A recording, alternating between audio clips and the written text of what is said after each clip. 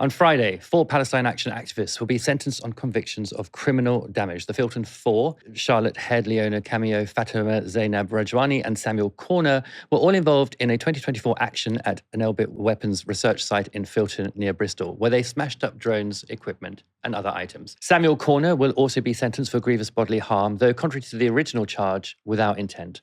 But for the very first time in British history, all 4 may face being sentenced as terrorists simply for damaging property.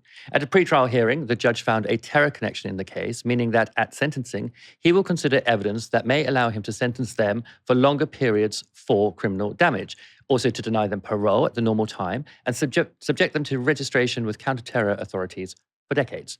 Of course, as you now know, that connection was subject to reporting restrictions, meaning neither the jury in the first trial nor in the retrial, where the 4 were convicted, were allowed to know it existed. So even while they were judging whether or not to convict them, they didn't know that they could in fact be sentenced as terrorists.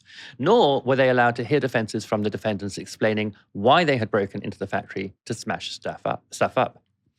The 4 who were convicted last month were also remanded to custody ahead of sentencing, which in the case of the 3 women who'd been bailed after their first trial was described by some as a kind of extrajudicial punishment. The Filton 6, and indeed all the rest of the Filton 25 who've been arrested and charged, many of whom were held in prison without bail for well over a year before they see a day in court, have many supporters. Today, more than 100 public figures, including writer Sally Rooney and actors Zoe Wanamaker, Steve Coogan and Brian Cox, have signed a letter of protest against what they call a potential miscarriage of justice. The letter says this: to bypass the jury and sentence a group of protesters as terrorists would constitute an extremely grave miscarriage of justice with consequences far beyond this case alone. Never before has a link to terrorism been imposed at the sentencing stage in a criminal damage case. The implications for civil liberties in Britain are difficult to overstate. The only stated basis for this connection is that the defendants were, quote, attempting to influence the Israeli government by restricting their access to weapons. This is an obvious effort to undermine solidarity with Palestine, but what it really undermines is UK law. Other letters have been submitted by legal experts, academics, former police officers, and many more. But for one of those facing prison, Leona Cameo, who goes by the name Ellie, there's been no greater defender than her mum. Earlier today, I spoke to Emma Cameo, an absolutely fierce mother, doing everything she can to protect her daughter from injustice. I began by asking her how Ellie was doing ahead of the sentencing. Ellie is a strong character, incredibly resilient. She's ultimately a survivor. And I haven't spoken to her for a couple of days, but I've had feedback that she's still laughing and smiling and joking. I'm not going to lie, we are nervous about Friday because I think it's more of the unknown, even though we don't exactly know the figures. But the bottom line is that she made a stand in a genocide, so her conscience is at peace. And do you have any sense of your expectations for Friday? Well, I'm trying not to expect because I've been hugely disappointed many times in the last 2 years. But I think, we've got the measure of the judge. And, this is a political case. So it's not about what's right and what's wrong. It's about what's needed from a political point of view. And if we're lucky, we'll be lucky if she gets 2 years, probably 4 years, possibly 6. And it could be 10, but apparently unlikely. A number of things about this case I imagine must have been really frustrating for you. So, for example, the fact that certain lawful excuses defences were ruled out by the judge. Certain things weren't allowed to be talked about in court. And indeed, in the first trial, one of the barristers, the barrister for Charlotte Head, there was an attempt to prosecute him for contempt of court for hinting at various things to the jury then. Another is, of course, the terror connection, which has not been wasn't reportable until after the conviction. How has it been for you, knowing that these things, and for Ellie, knowing these things are all there, but they're not things that the jury, when thinking about convicting, were allowed to know? From day one, it's been a roller coaster, just absorbing each piece that came through, the information. You process something and then you hit something else and you get your expectations that they, may get bail. It's just been going on for so long that it's difficult for me to answer. Look at all the attention we're getting now. It's the press of finally the reporting restrictions have been lifted and we've been able to talk about it. And I'd love to sing like a canary, but, my fight has been to cope with the next fire that's in front of me. And deal with that fire, and then the next, then the next one will come. So, whilst the rest of the world is catching up on what we've been up against, for me, it's like that's old news. I've got the next fire in front of me is her being about to be sentenced as a terrorist, and what that means. Although we have known from, I think it was March 25, we knew that she was going to be sentenced as a terrorist, or could be, or probably would be, and that is unprecedented, but that was, again, at that time, that was too far down in the future. There were so many hurdles to get across and possibilities that it might not come to that. So, it's clearly fixed and needed, and been needed by the state to secure the prescription of Palestine action, which has been for Israel's benefit. That once you've got your head around that, it's, it does feel like a massive uphill struggle, but then there's the small wins, and they've come along. In each time there's a little win, and then there's a little bit of hope. I wondered if you could take us back to 2024 when Ellie was arrested. How did you come to know of it? What was that like? I was given a phone call in about midday. I think she was arrested in the early hours of the morning, and I got a phone call from somebody claiming to be an organisation called Palestine Action, which I'd never heard of. Just saying that she'd been arrested. And I thought, she did tell me she was going on a protest, and I believed that, I assumed, I should say, that would be, a march in London, and she let me believe that. So it didn't really ring true. I went to work, carried on as normal, but it was 4:00 that afternoon when riot police just entered my home and arrested me. That is when it all began to kind of unfold. So many people, the film Operation Recomply, which has followed the family's story for the last 18 months, has just revealed why I was implicated. And it was just a mistake, really. She'd gone off and she'd sent me a text the night before saying that she had used my telephone number to hire a van. I didn't give it much thought. Ellie is, an adult, nearly 30 years of age. She was just being respectful. I've used your phone number, just letting you know. And that was it, really. Then I was rearrested under the Terrorism Act and got caught up in it. I disappeared for 5 days myself. These days, that's not actually really big, surprising news. In fact, being arrested under the Terrorism Act has become a bit of a badge of honour with the Defend Our Juries campaign. But at the time, I think I was one of the first white middle-aged women in this country to be arrested under the Terrorism Act. And it was very scary for my family because I disappeared for 5 days. But in all honesty, I spent the first 3 days just jumping up and down, really cross that I run my own business. I've got 2 businesses, a small Pilates school, and I'm a homeopath. So I knew I had patients booked in, and I had people turning up for classes. And I just kept thinking about the reputational damage that was going to do to my business. So I was more in, I suppose, fight mode rather than, it didn't scare me. It was probably used more, if anything, to scare Ellie because she was doing a no comment interview. But eventually I was released after 5 days, and that was the end of that, really. I never got my things back. They've got my, my laptop and my phone and my jewelry and everything else. But at some point I had to let that go because I was making myself ill trying to get that back. You just come up against a brick wall every time. It really is quite shocking, but that'll all have to come out in a movie later on down the track. What were the 5 days like when you were in counter-terror custody? It's been incredible what I've learned in these last couple of years. Until that moment, I'd only ever had a couple of parking fines and a couple of speeding tickets, never been inside a police station. But I am generally a good, upstanding citizen. I haven't had much call with the police at all. But I immediately went into meditation once they handcuffed me. No, I don't mean once they handcuffed me in the house. Once they took me into the van and drove me off, I meditated. And then I sat in Swansea police station. Then they transferred me overnight in an unmarked car to Bristol, where I started to think, quietly. I'm calm. I'm like a duck. I'm calm on the surface and paddle like hell underneath. And the entire time I was thinking, it's like, this has got to be to do with Ellie.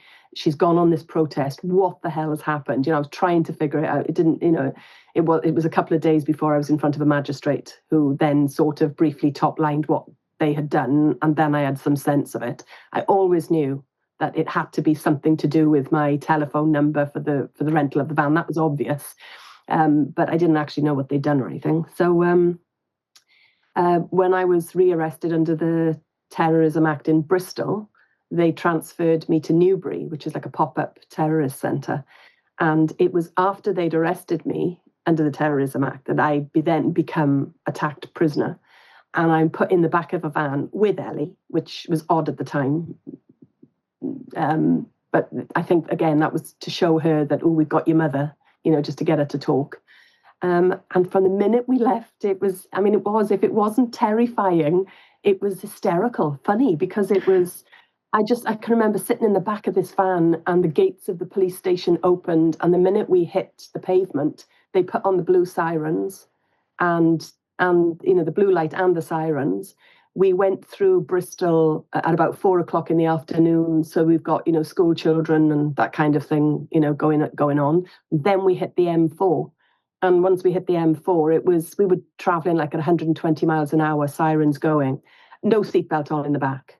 And my life flashed before me, and I thought, one wrong move with that driver, and my other children have lost their sister and their mother in one hit. And I had one hand bracing myself on the side panel and my foot up against the front. And I've since found out that it's because you're attacked prisoner. They have to, it's called transferring you under a Code 1. And a Code 1 just means that they need to go this fast in case other terrorists intercept to, it's like something out of a Netflix movie. It was ridiculous.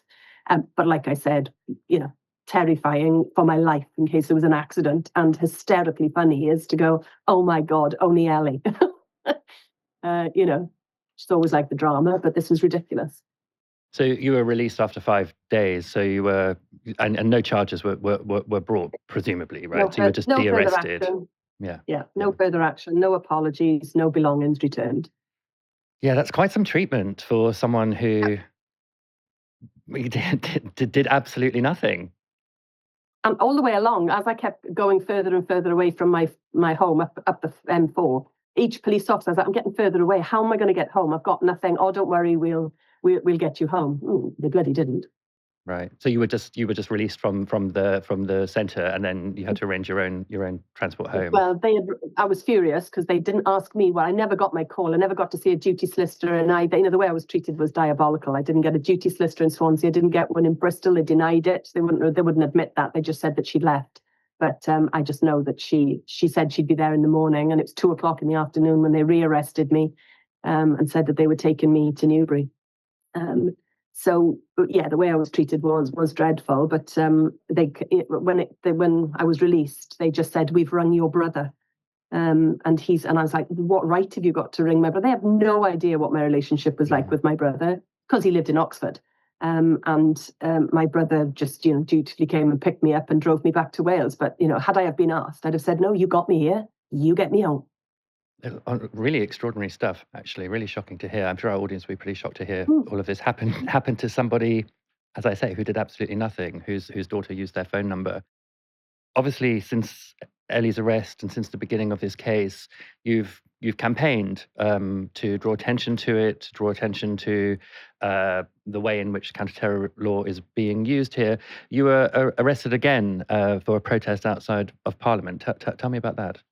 I've never done any campaigning in my entire life. I've never done any public speaking. I've had to learn on the ground running. And any parent that finds themselves in my position, I believe, you would just do anything you can. The very first speech I heard from the family was Claire Rogers, who does an excellent job, I've got to say. And I remember, because I didn't join the campaign in the first few days because I was still traumatized after my wrongful arrest. So I was a little on the back foot and took my time. But when I heard Claire Rogers talk, I was like, got to get there with her, got to join her. We joined the campaign. There was a film called Censoring Palestine, which it was a documentary film. So I took that on the road and spoke at every opportunity. And then there was a hearing outside. I'd gone on the global march to Gaza as well, again, just to raise the profile of the Filton 24, as they were at the time. I think they were the Filton 18 at that time. And so I was just doing absolutely anything and everything that I could to raise the profile. And when I heard that they were voting for the prescription of Palestine action, that would mean, I knew immediately that would mean that I could not campaign for Ellie, because from the early days, there was stigma about my child being in prison, and there was all sorts of things that you have to contend with. And early on, I thought, how do I counter that?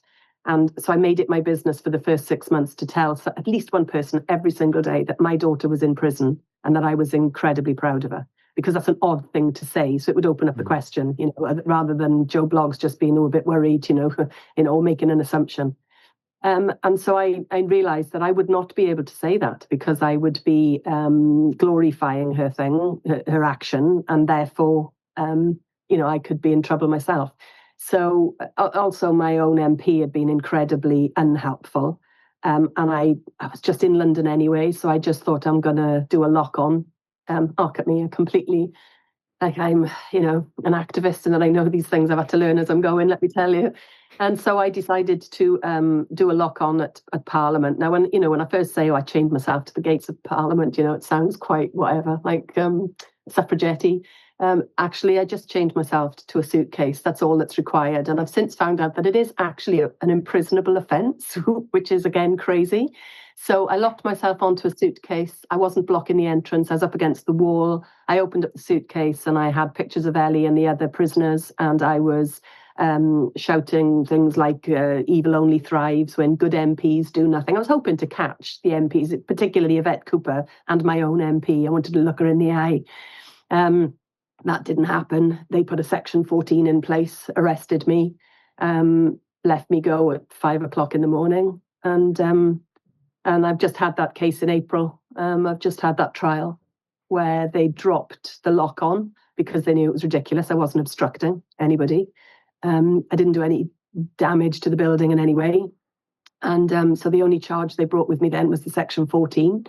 And again, they'd made a mistake. They tried to pin it that I was on, that I was a part of the protest that was the PSC that were doing another protest that day.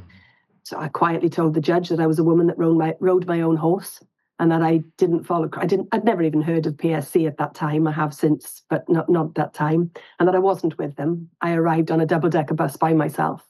And, my solicitor said to me that morning, he said, I got some bad news. They've sent a ringer judge to ensure a conviction. It didn't matter to me. I work for myself. I'm nearly 60. The worst that could happen was a fine. And a criminal record, which, like I said, I run my own business, so that's okay too. But he said, this guy doesn't like protesting, and I've never won a protest case against him. And by the end of it, I had him eaten out of my hand, and he called me a lady of great distinction and allowed me to go free. So I was like, yeah. If you stick to the truth, then you've got the courage of your convictions. There's not a lot you can do. I think everyone watching will agree that you are a lady of great distinction, actually. Well, I thought it was hilarious. I've, not often called a lady, let alone one of great distinction.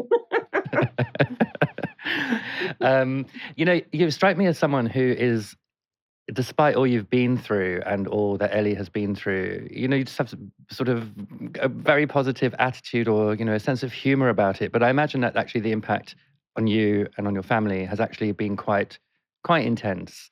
Is that right? Well, I think that's an understatement.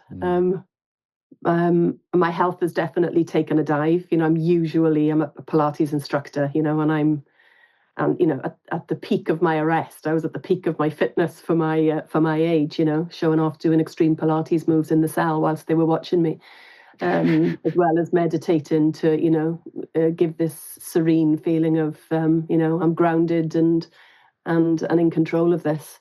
But, 2 years on, I'm not doing as much Pilates. I'm meditating still like hell, because it's the only thing that I can do to keep me grounded. But yeah, it's definitely taken a toll. My sister, she's just had a heart attack 2 weeks ago. And that is because she's been by my side and watching what's happening to us. And ultimately, our hearts are breaking, including Ellie's. But it is my family's raison d'etre, I suppose. I'm one of 6 children. And We are calm in a crisis and we crack a joke at every opportunity. And it just's what gets us through, Ellie, Ellie, if you heard any of her stuff on the stand, she was great. She did crack a joke. She did, I burst into the court. The last trial I attended by video link, and being a bit of a technophobe, I burst into the courtroom in my bikini, quite by accident. And Ellie was actually on the stand giving evidence, and she just chuckled and said, "Sorry, that's my mum." She's been a technophobe, but it breaks the ice. People. I didn't intend to do it, but and it horrified the judge. But I think humour gets us through. We're definitely a family that loves a laugh. So. Yeah, I can see that. You brought up, when you were talking about the locking on incident, the connection between this case and the prescription of Palestine action. What do you see that relationship as being? Well, Declassified UK have done some great research and found through the Freedom of Information Act some documents that are correspondence between Elbit Systems HQ, oddly, our Crown Prosecution Service, which is diabolical because they should be impartial, but the UK government and the Israeli government. And basically, this document is showing evidence of conversations between them to say that Palestine action was basically a pain in the ass and it needed seeing to. There'd been over 500 or around 500 actions prior to this that had all resulted in mostly not guilty and small amounts of time, and something needed to change for them. And there'd been conversations about them wanting to prescribe them in the past, from Israel wanting to prescribe them, and evidence of this country saying, well, we can't prescribe them because they are non-violent direct action. And there was lots redacted, so that we do have to, read between the lines. But it does suggest that it's like, well, whatever you do, you make it fit. And the last correspondence that was found was 2 weeks before Ellie's action.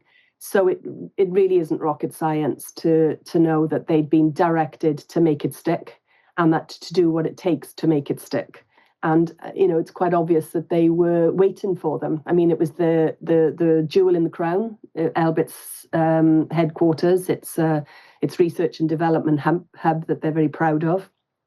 And through all her training, it was suggested that guards would not get involved, that they would ring the police, secure the place, and just leave it to the police and not get involved. But it was really quite obvious from all the evidence that we heard in court that they were waiting, and they escalated violence, the guards did, in order to try and have that one as a tangent, as a possibility, because the Terrorism Act needs, you need to have 2 out of 3 things to make it be terrorism. And one is influencing a government, 2 is the amount of criminal damage, and then 3 must be violence. I think, I'm not completely sure of my fact there, but I think I'm right. And, there are so many flaws there that, first of all, the judge has conceded and said that he didn't think that they were trying to influence the British government, because that's ludicrous. They'd been trying to influence the government with all their marches and their petitions, etc. This was like, we can't influence the government, so let's just get to the beast of the actual weapons themselves. The second one is the amount of money. Now, this is interesting. I don't think anybody's ever heard this. I haven't even said it to the legal team. It's only recently, as we're talking about this terrorism thing, that it's made me, I've always remembered it, but never actually voiced it. I remember being arrested at Swansea police station, and when I was being held in the holding cage, I mean, these were just local bobbies, right, who were sent, they would have had a call from Bristol and said, go arrest her. Or go and search the property, actually. I don't think they expected to find me here, because they expected me to be involved and that I might be still at large in Bristol or whatever.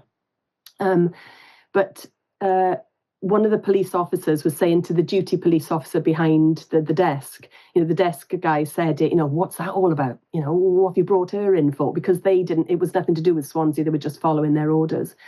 And he said, there's been a break-in into this, whatever he described. He said there's been about £7,000 worth of damage. And now I know that's just an estimate from whoever was there at the day looking around, but the difference between 7,000 and 1 million is quite significant. And so that's one thing. It's like if the criminal damage is a certain amount of money that has to tick the box for I don't think they're using that as an excuse, and that's probably because they've never brought an itinerary to court as evidence. So whilst they at large, they talked about the tools that the defendants used. They had an itinerary of how much they weighed, what they cost, where they bought them from, what they looked like. Absolutely nothing on the weapons that they destroyed. And if they're going to claim that it was £1 million, then we should at least see, that itinerary. But they won't, because they won't. It'll mean evidencing what horrific things these are. And then the other one was the influence in the government. So the violence was more or less from the guards. The others were just defending themselves. And from the minute that I saw Sam Corner, because he was in the cell next to me, this is before I knew what he'd been charged with or anything, I just looked, and he just looked, bless him, he just looked like, I can remember the words when I came out saying he looked like he couldn't blow a candle out. It was a chaotic scene that you can see on the footage. And yeah, the actual meaty stuff, the real violence was all in a part of the factory where 4 cameras were apparently not working or didn't catch any footage, which for a top quality surveillance company is extraordinary. And then the judge, I believe, is going to be using for his terror connection, the fact that they were trying to influence an Israeli government by reducing their availability to the weapons, which, to admit that during a genocide is quite incredible. Yeah, it's very interesting, isn't it? Because when I interviewed Jordan Devlin a few weeks ago, he's obviously been acquitted of all charges, as has Zoe Rogers. He said that the idea of influencing the policy of Israel was absurd, because what they were in fact trying to do was simply directly stop material support for a genocide. That was it. There was a drone that could end up in Gaza. There's a computer updating software that could be used in Gaza, so break it. Nothing to do, no thought about influencing Benjamin Netanyahu. On this idea of the action at Filton, at Elbit, being an attempt to influence the Israeli government or their policy, when Ellie first heard that, what did she make of it? Well, again, laughable, isn't it? It's like, I think that if influence in the government isn't a cause for terrorism, then what we're doing when we're marching in the streets is we're trying to influence the government. It's pomp and ceremony, and it's rubbish. So ahead of the sentencing on Friday, we've seen a huge upswell in support. Obviously, support has grown over for the Filton 6 or the Filton 4, as they are now, throughout this case. How does it feel when you see, I don't know, today, I think, there's a letter being handed in, signed by artists, writers, major cultural figures, warning about a potential miscarriage of justice on Friday. How does it make you feel that people are, doing what they can, I guess, to try and protect Ellie? Well, I always knew that, if the great British public really knew what was going on, we'd have had people out on the streets far sooner. There would be an uprising. But that's the whole business of, legacy media's blackout. And, they do have a massive part to play in this. But like I said, fighting one fire at a time. That hasn't been my fire to fight. Mm-hmm. But the minute that the gagging order was lifted and we could sing like canaries, look what's happened. And it is great. And I do believe that we do have a possibility to tip the scales. I don't just mean for Ellie's case, but the horrific effect that we're seeing.